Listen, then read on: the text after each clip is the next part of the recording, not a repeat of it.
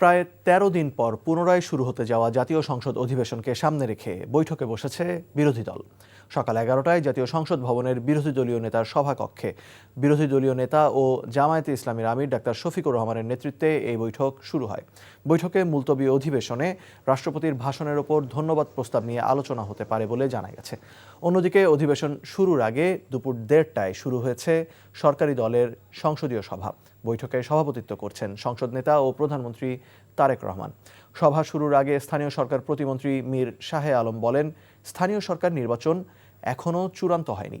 এছাড়া বিশেষ কমিটির সভাপতি জয়নুল আবেদিন জানিয়েছেন যে ২৪টি অধ্যাদেশে এখনও ঐকমত্য হয়নি, সেগুলো নিয়ে আজ বিশেষ কমিটিতে আলোচনা হবে। এই মুহূর্তে সংসদ সচিবালয়ে আছেন আমাদের সিনিয়র করেসপন্ডেন্ট সেলিম মালিক। সেলিম, সংসদ অধিবেশন শুরুর আগে সরকার ও বিরোধী দলীয় সংসদ সদস্যরা তো আলাদা বৈঠক করেছেন। বৈঠক সম্পর্কে কি তথ্য আছে আপনার কাছে এবং আজকের অধিবেশনে কি কি বিষয়ে আলোচনা হতে পারে বলে জানতে পেরেছেন?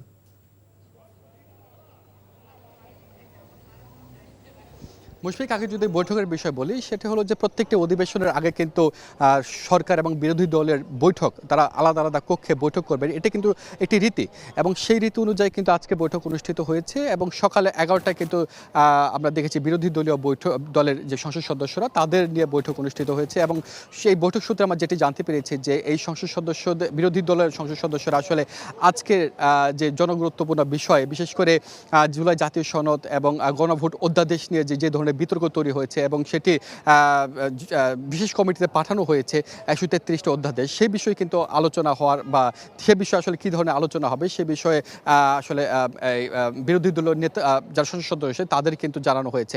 এছাড়া ঠিক ১:৩০টার দিকে কিন্তু সরকার দলীয় সংসদ সদস্যদের নিয়ে একটি সংসদীয় বৈঠক অনুষ্ঠিত হচ্ছে, এই মুহূর্তে বৈঠক চলছে এবং সেই বৈঠকে আসলে বিশেষ করে নতুন যারা সংসদ সদস্য এখানে এসেছেন তাদের আসলে কিভাবে সংসদের বিভিন্ন জনগুরুত্বপূর্ণ বিষয় বা বিভিন্ন বিষয়ে পয়েন্ট অফ অর্ডারে কোন কোন বিষয়ে তাদের কথা বলার জরুরি এবং কোন কোন বিষয় কিভাবে তারা কথাগুলো বলবেন সেই বিষয়ে কিন্তু আসলে এক ধরনের ট্রেনিং সেশনের মতোই কিন্তু এখানে বৈঠকটা অনুষ্ঠিত হচ্ছে বলে আমরা জানতে পেরেছি।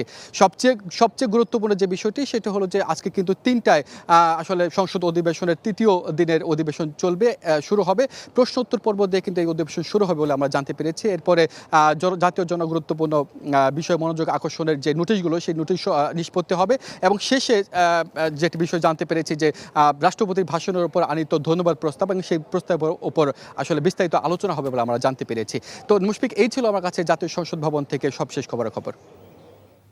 জানছিলাম সংসদ অধিবেশনের খবর।